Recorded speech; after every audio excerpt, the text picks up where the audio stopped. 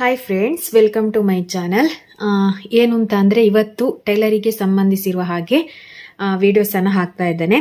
Lalitha sister ಅವರು ಕೂಡ ಹೇಳಿದರು ಬ್ಲೌಸ್ ಹೇಗೆ ನಾವು ಮೆಷರ್ಮೆಂಟ್ ಮಾಡೋದು ಅಂತ ಹೇಳ್ಬಿಟ್ಟು.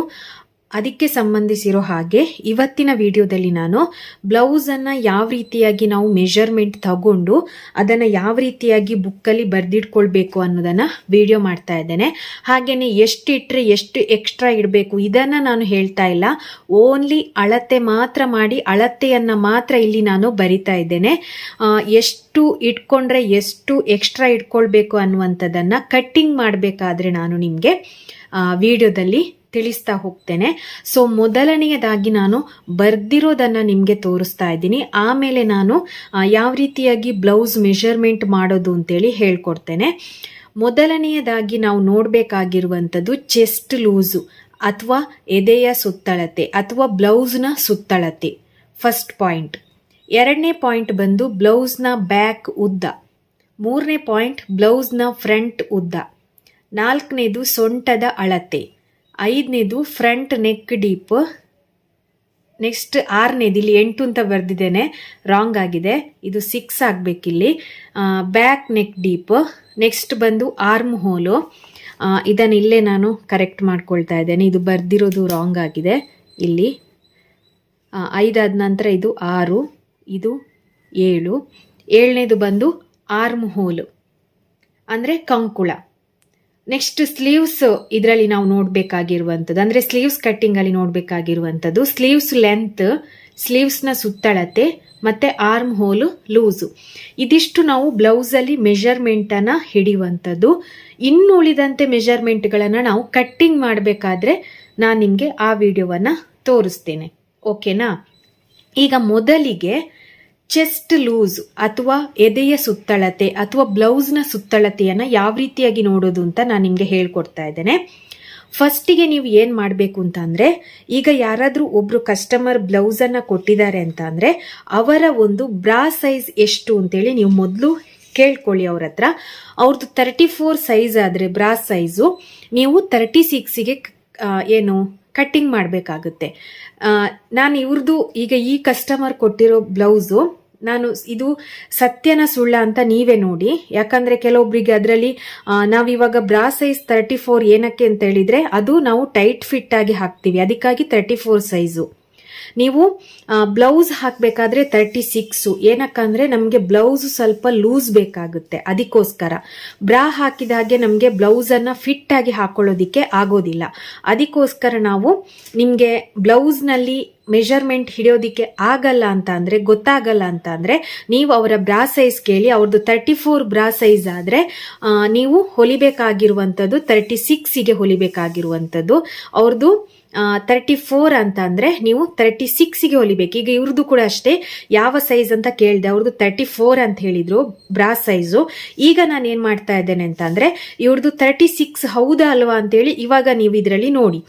ಈಗ ಫಸ್ಟ್ ಕೆಲವೊಬ್ರು ಏನು ಅಂತ ಅಂದರೆ ಇಲ್ಲಿನೂ ಕೂಡ ಏನು ಚೆಸ್ಟ್ ಲೂಸನ್ನು ಇಲ್ಲಿಯೂ ಕೂಡ ಹಿಡಿತಾರೆ, ಬ್ಲೌಸ್ನ ಸುತ್ತಳತೆ ಇಲ್ಲಿಯೂ ಕೂಡ ಹಿಡಿದಾಗ ನಿಮಗೆ ಕರೆಕ್ಟಾಗಿ ಬರುತ್ತೆ. ಎಲ್ಲಿಂದ ಅಂತಂದರೆ ಇಲ್ಲಿ ಆರ್ಮ್ ಹೋಲ್ ಇಲ್ಲಿ ಎಲ್ಲಿ ಎಂಡ್ ಆಗಿದೆ ನೋಡಿ, ಈ ಎಂಡಿಂದ ಈ ಆರ್ಮ್ ಹೋಲ್ನ ಎಂಡ್ನವರೆಗೆ ಈ 2 ಕಡೆ ನೀವು ಹಿಡಿದು ನೋಡಬೇಕು, ಆವಾಗಲೂ ನಿಮಗೆ ಕರೆಕ್ಟಾಗಿ ಬರುತ್ತೆ. ಈಗ ನೋಡಿ, ನಾನೀಗ ಇಲ್ಲಿ ಹಿಡಿತಾ ಇದ್ದೇನೆ ನೋಡಿ ನೋಡಿ, ಒಂದು ನಿಮಿಷ. ಇದು ಸ್ವಲ್ಪ ಕರೆಕ್ಟಾಗಿ ಈ ಥರ ಇದನ್ನು ಹಾಕ್ಕೊಳ್ಬೇಕು. ಫುಲ್ಲು ಡೀಪ್ ಇದೆ ಅಂತೇಳಿ ಅದನ್ನು ಆಚೀಚೆ ಎಳಿಬಾರ್ದು. ಕರೆಕ್ಟಾಗಿ ಹುಕ್ಸ್ ಪಟ್ಟಿ ಇದೆಲ್ಲ ಕರೆಕ್ಟಾಗಿ ಈ ಥರ ಇರಬೇಕು.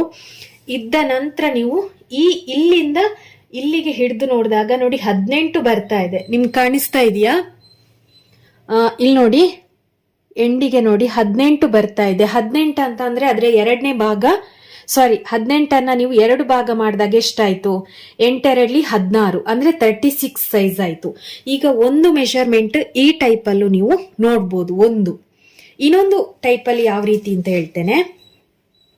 ಇವಾಗ ಬ್ಲೌಸನ್ನು ಈ ರೀತಿಯಾಗಿ ಹಾಕೊಳ್ಬೇಕು.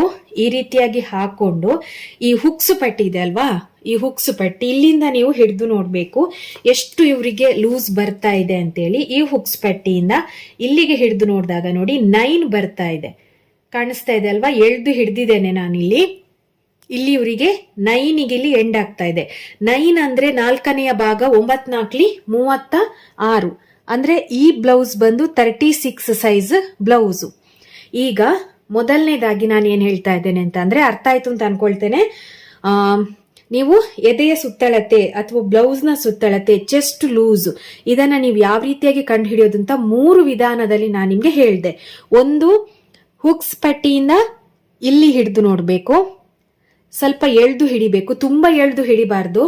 ಎಳ್ದು ಹಿಡಿದಾಗ ನಿಮ್ಗೆ ತುಂಬಾನೇ ಅಗಲ ಬರುತ್ತೆ, ಯಾಕಂದ್ರೆ ಇದಿಲ್ಲಿ ಕಪ್ಸ್ ಇದೆ ಅಲ್ವಾ, ಕಪ್ಸ್ ನಮ್ಗೆ ತುಂಬಾ ಅಗಲವಾಗಿ ಕಾಣಿಸುತ್ತೆ. ಅದಕ್ಕೋಸ್ಕರ ಈ ತರ ಮೇಲ್ಗಡೆ ಇಟ್ಕೊಂಡು ಇಲ್ಲಿಂದ ನೀವು ನೋಡ್ಬೇಕು. ಇಲ್ಲಿ ನೋಡಿ 9 ಬರ್ತಾ ಇದೆ ಕರೆಕ್ಟ್ ಆಗಿ, ಓಕೆನಾ?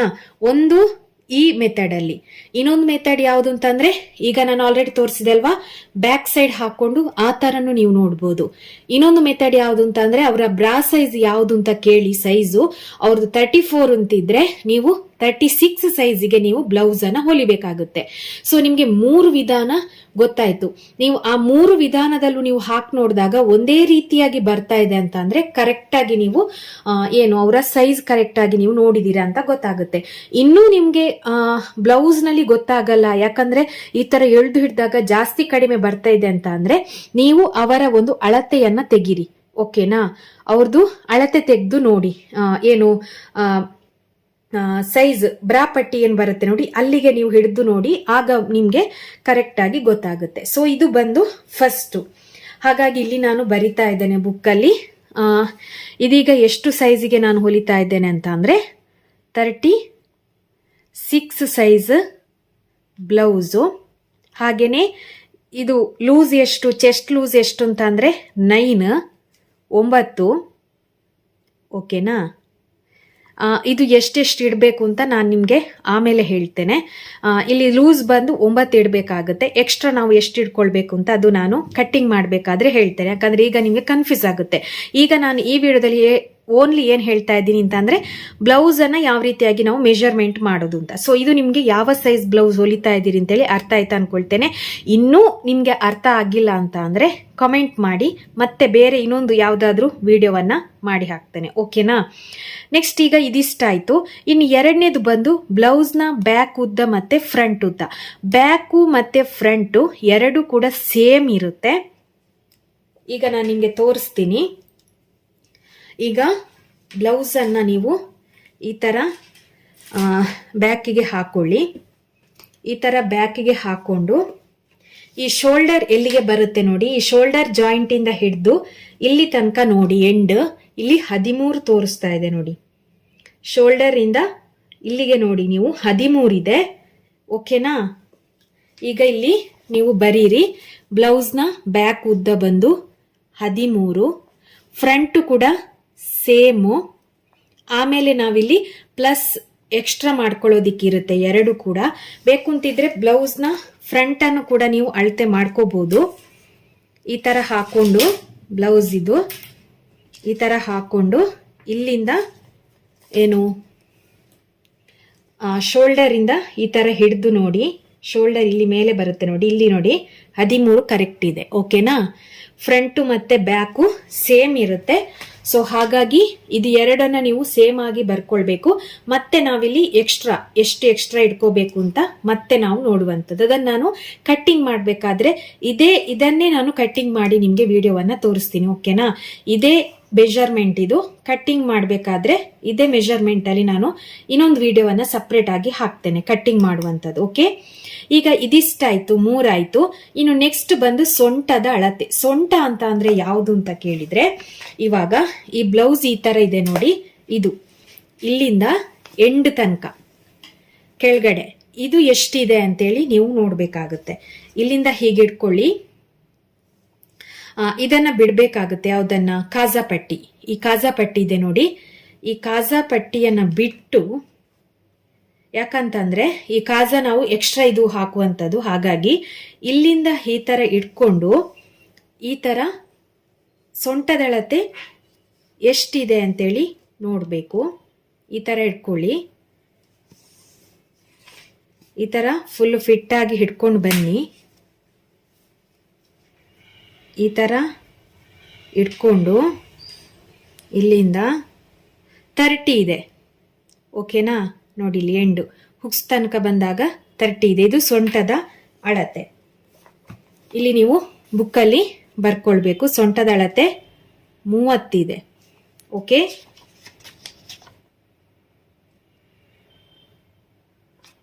ಆಯ್ತಾ, 30 ಇದೆ. ಅದು ಹೇಗೆ ನೋಡೋದು ಅಂತ ನಿಮ್ಗೆ ಗೊತ್ತಾಯ್ತಲ್ವಾ. ಇದು ಈ ಕಾಜಾ ಪಟ್ಟಿಯನ್ನ ಬಿಟ್ಟು ನಾವು ನೋಡ್ಬೇಕು. ಈ ಕಾಜಾ ಪಟ್ಟಿ ಏನಿದೆ ಇಲ್ಲಿಂದ ನಾವು ಈ ತರ ಇಟ್ಕೊಂಡು ಈ ಸೊಂಟದ ಅಳತೆಯನ್ನ ನೋಡ್ಕೊಳ್ಬೇಕು. ಸೊಂಟದ ಅಳತೆ ನೋಡಿ ಈ ತರ ಬಂದಾಗ ಎಷ್ಟು ನಮ್ಗೆ ಬರುತ್ತೆ ಅನ್ನುವಂಥದ್ದು. ಓಕೆ, ಇನ್ನು ನೆಕ್ಸ್ಟ್ ಬಂದು front neck deep. Front neck deep ಯಾವ ತರ ನೋಡೋದು ಅಂತ ಹೇಳಿದ್ರೆ, ಈಗ ಬ್ಲೌಸ್ ಅನ್ನ ಈ ರೀತಿಯಾಗಿ ಹಾಕೊಳ್ಳಿ. ಎದುರುಗಡೆ ಈ ರೀತಿಯಾಗಿ ಕರೆಕ್ಟಾಗಿ ಹಾಕೊಳ್ಬೇಕು. ಒಂದು ಸೈಡ್ ಯಾವುದಾದ್ರೂ ಒಂದು ಸೈಡ್ ನೀವು ಈ ಥರ ಹಾಕೊಳ್ಬೇಕು. ಒಂದು ಸೈಡ್ ಹಾಕ್ಕೊಂಡು ಇಲ್ಲಿ ನೀವು ಶೋಲ್ಡರಿಂದ ಹಿಡಿಬೇಕು. ಈ ಶೋಲ್ಡರ್ ಪಾಯಿಂಟಿಂದ ಹಿಡಿದು ಇಲ್ಲಿ, ಈಗ ಇಲ್ಲಿ ನೋಡಿ ಕೆಲವೊಬ್ರಿಗೆ ಇಲ್ಲಿ ಕನ್ಫ್ಯೂಷನ್ಸ್ ಆಗುತ್ತೆ. ಏನಕ್ಕಂತಂದ್ರೆ ಇಲ್ಲಿ ಇವಾಗ 6ಗೆ ನಾವು ಫ್ರಂಟ್ ನೆಕ್ ಡೀಪ್ ಇಡಕ್ಕಾಗಲ್ಲ. 6 ಅಂದ್ರೆ ನೋಡಿ ಇಲ್ಲಿ ಬರುತ್ತೆ ಮಿಡ್ಲು. 6.5 ಅಂದ್ರೆ ನಮ್ಗೆ ಕರೆಕ್ಟ್ ಆಗಿ ಇಲ್ಲಿ ಎಂಡ್ ಸಿಗುತ್ತೆ. 7 ಅಂತ ಅಂದ್ರೆ ಇಲ್ಲಿಗೆ ಬಂತು ನೋಡಿ, ಅರ್ಧನೇ ಇಲ್ಲಿ ಹೋಯ್ತು. ಹಾಗಾಗಿ ಈ ಫ್ರಂಟ್ ನೆಕ್ ಡೀಪ್ ನೋಡಿ 6.5ಗೆ ಕರೆಕ್ಟ್ ಆಗಿ ಬರ್ತಾ ಇದೆ. ನೀವಿನ್ನು ಈ ತರ ಇಟ್ಕೊಳ್ಳೋದಿಕ್ ಹೋಗ್ಬೇಡಿ. ಓಕೆನಾ, ಈ ತರ ಇಟ್ಕೋಬಾರ್ದು. ಫ್ರಂಟ್ ನೆಕ್ ಡೀಪ್ ಈ ತರ ಇಲ್ಲಿಂದ ಸ್ಟ್ರೈಟ್ ಆಗಿ ಹಿಂಗ್ ಇಟ್ಕೊಂಡು ಇಲ್ಲಿ ನೀವು ನೋಡಿ 6 ಅಂದಾಗ ಈ ತರ ಹೋಯ್ತು ಮೇಲೆ. 6.5 ಅಂದ್ರೆ ಕರೆಕ್ಟ್ ನಮ್ಗೆ ಇಲ್ಲಿ ಸಿಗುತ್ತೆ. 7 ಅಂದ್ರೆ ತುಂಬಾ ಕೆಳಗಡೆ ಬಂತು. ಓಕೆ, ಅರ್ಥ ಆಯ್ತಲ್ವಾ ಯಾವ ರೀತಿಯಾಗಿ ಅಂತೇಳಿ. ಈಗ ಫ್ರಂಟ್ ನೆಕ್ ಡೀಪ್ 6.5 ಅಂತ ಬರ್ದಿದ್ದೇನೆ ನೋಡಿ ಬುಕ್ಕಲ್ಲಿ. ಓಕೆ, ಇನ್ನು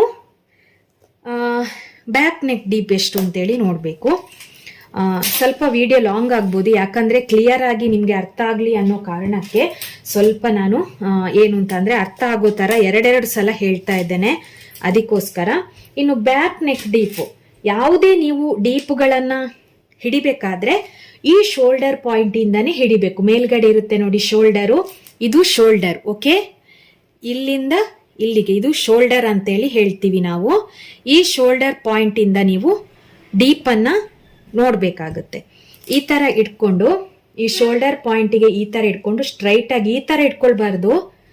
ಇಲ್ಲಿಗೆ ನೀವು ಈ ತರ ಸ್ಟ್ರೈಟ್ ಆಗಿ ಇಟ್ಕೊಂಡು ಇಲ್ಲಿ ನೀವು ನೋಡ್ಬೇಕು. ನೋಡಿ, ನಿಮ್ಗೆ ಕಾಣಿಸ್ತಾ ಇದೆ ಅಲ್ವಾ ವಿಡಿಯೋದಲ್ಲಿ? ವಿಡಿಯೋದಲ್ಲಿ ಕಾಣಿಸ್ತಾ ಇದೆಯಾ ಏನಂತ ಗೊತ್ತಾಗ್ತಾ ಇಲ್ಲ ನನಗೆ.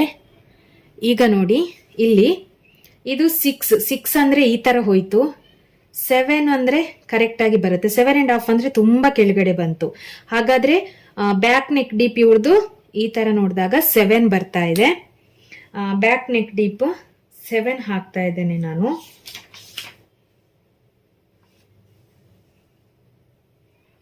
ಈ ತರ ಹಿಡಿದ್ಬಿಟ್ಟು ಇಲ್ಲಿ ನೋಡಿದ್ರೆ ಆಯ್ತು. ಬ್ಯಾಕ್ ನೆಕ್ ಡೀಪ್ ಬಂದು 7.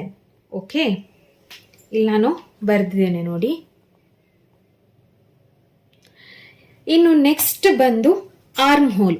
ಆರ್ಮ್ ಹೋಲ್ ಯಾವ ತರ ಅಂತ ಅಂದ್ರೆ ಈ ಸೈಡ್ ಕಾಜಾ ಪಟ್ಟಿ ಯಾವ ಸೈಡ್ ಇದೆ ಈ ತರ ಬ್ಯಾಕ್ ಸೈಡ್ ಈ ತರ ಹಾಕೊಂಡು ಕಾಜಾ ಪಟ್ಟಿ ನೋಡಿ ಬರುತ್ತೆ ನೋಡಿ, ಅಲ್ಲಿಗೆ ನೀವು ಈ ತರ ಇಟ್ಕೊಂಡು ಹೀಗೆ ಹಾಕೊಂಡು ಇಲ್ಲಿ ನೀವು ಶೋಲ್ಡರ್ ಪಾಯಿಂಟ್ ಇಂದ ಹಿಡಿಬೇಕು. ಇದು ಸ್ವಲ್ಪ ಏನೋ ಆಚೀಚೆ ಆಗಿದೆ ಹೊಲ್ದಿರೋದು ನೋಡಿ. ಶೋಲ್ಡರ್ ಸ್ಟ್ರೈಟ್ ಆಗಿ ಬಂದಿಲ್ಲ. ಇದು ಯಾರು ಹೊಲ್ದಿದ್ದು ಗೊತ್ತಿಲ್ಲ, ನಾನಲ್ಲ.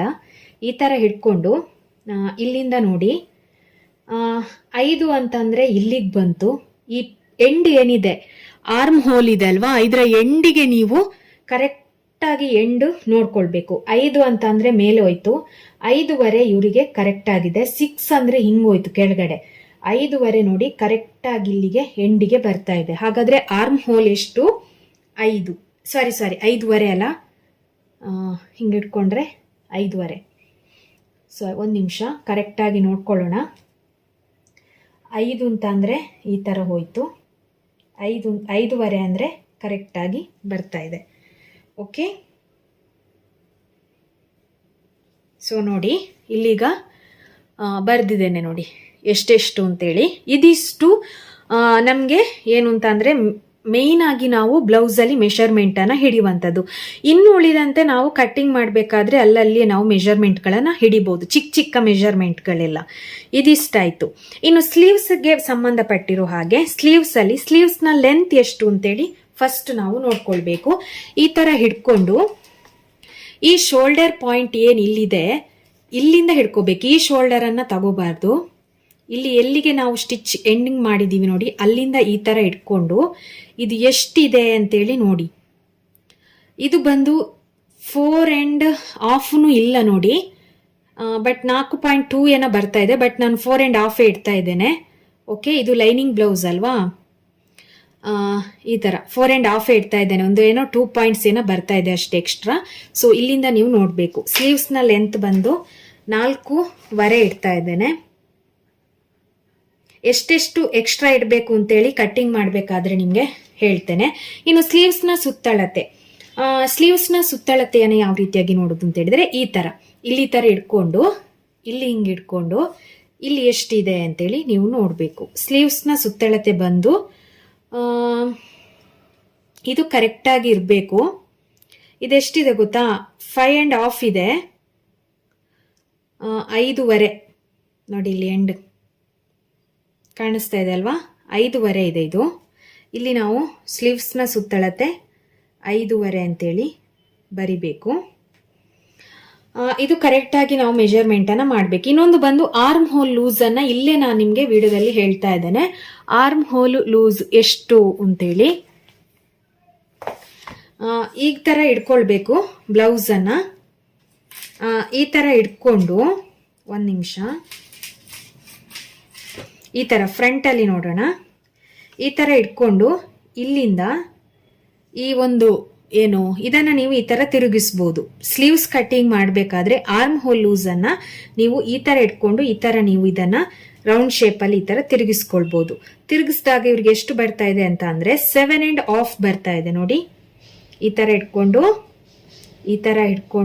ನೋಡಿ 7.5ಗೆ ಬರ್ತಾ ಇದೆ ಆರ್ಮ್ ಹೋಲು ಲೂಸು ನೋಡಿ. ಈ ಥರ ಇಟ್ಕೋಬೇಕು.